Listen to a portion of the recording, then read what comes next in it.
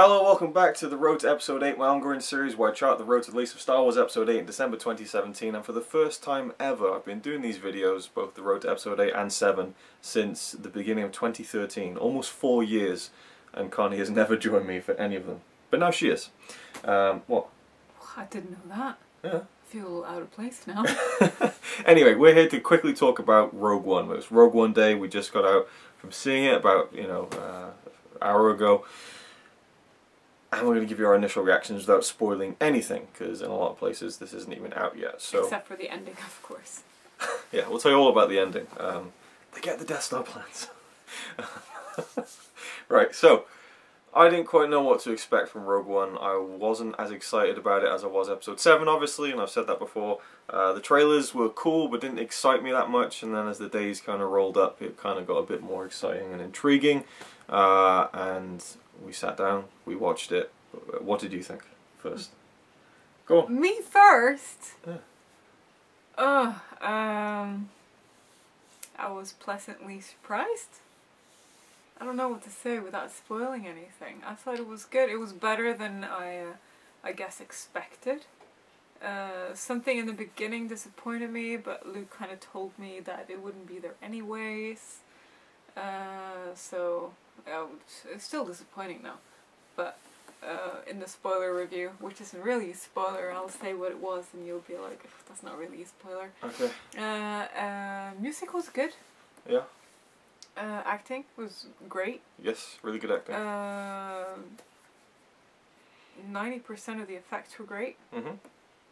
Surprisingly so, since it's not like part of the trilogy, and obviously they don't put as much of the budget into, It clearly had a lot of money behind it regardless. Well, yeah, but I mean, it's not going to be like the trilogy. But it was really great, and some parts of it Luke reacted to, and I was like, what? And then when he told me, I was like, what? Lots of Easter eggs and things, and little references to the original films, and not even references, but cameos, things like that. Stuff that I didn't notice until he told me. Yeah, very, I would say, crowd and fan-pleasing moments that I loved. Well, Luke was sat like this. Well, yeah, there's a big one. And there's I was a big like, one. oh my god, what is it? Just tell me. There was a big one that it just blew me away, and I absolutely loved it, and we'll talk about it in the thing. But just briefly, spoiler-free thoughts. I loved it. I thought it was great, and it's at the risk of sounding like just the fanboy, the Star Wars fanboy. Oh, it's great. Oh, he loves it. Oh, of course he does. It's a new Star Wars film. Of course he's going to love it. But I thought it was a great film. I thought it was, just to kind of be basic about it, I think that this film really captures the sacrifice of war. And they've said that from the beginning, it's a war film, and obviously Star Wars, but I really felt like this was a gritty kind of raw war film in the Star Wars universe like we've never had before. You could say they tried to do it with the prequels, with all the Clone Wars and everything, but it's just so like digital and it just wasn't much weight to it. This had weight to it, and all the new characters you cared about. I really liked most of the new characters. With some favourites. Yeah, Donnie Yen was definitely the standout. He was great. When I saw him, I was just thinking, oh, he looks cool. Yeah, he has a charisma to him, and yes. I know that he's famous for the martial arts films that he does. Oh and my so I thought god, that, tell me he did all of that, because he was fucking brilliant. Of course he did, yeah, that's what he's known for. Well, obviously there's going to be some martial arts. Right, so he has this martial arts scene. His name is Chirrut in the movie. Chirrut. Chirrut sounds like a bird. And I was just thinking right then, this is my favorite part of the movie. I don't care what happens next. This is my favorite part of the movie because it was so fucking awesome. He was so cool. Yeah. And his character, him being blind and stuff, and like he believes that he's strong with the Force, but his best friend doesn't believe that he is. He just thinks that, he's got a good hearing because he's blind. And it had that kind of, that Star Wars humour in it that was really funny and enjoyable, and just was peppered in there throughout the film, and it didn't... It's like Luke and Han Solo a little bit. Yeah, it didn't outstay its welcome or anything like that. The humour was good, the action was good. There's some stunning, like, the space battle towards the end is just awesome. Loads of great, kind of just action-y bits, but also the characters and the emotion, they nailed it. They really did nail it, and I got choked up a few times by the story of the new characters. which really surprised me because I got choked up watching The Force Awakens because I had 20 years of baggage of being this fan of these characters like Han Solo, Luke Skywalker. This film, you know, apart from Darth Vader obviously and things like that, but the new characters, I really enjoyed their story and I was invested in their story, so that by the end, you know, it just, you know, I was involved more than I thought I would be. So they just did it right, and a lot of people are saying this is what the prequel should have been like, and that'll be a whole other debate. They'll probably be waged for years. People debating about, oh well, you know, this is how the prequel should. Oh, well, who cares? It was a great film. I'll have to admit though, in the beginning, I was thinking, oh, I couldn't get into it properly. Okay. The first maybe 15 minutes, All right.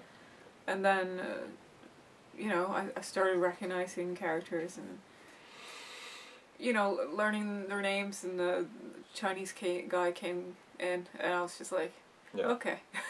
Like, when he came in, I guess that's when I really got into the movie. That's cool.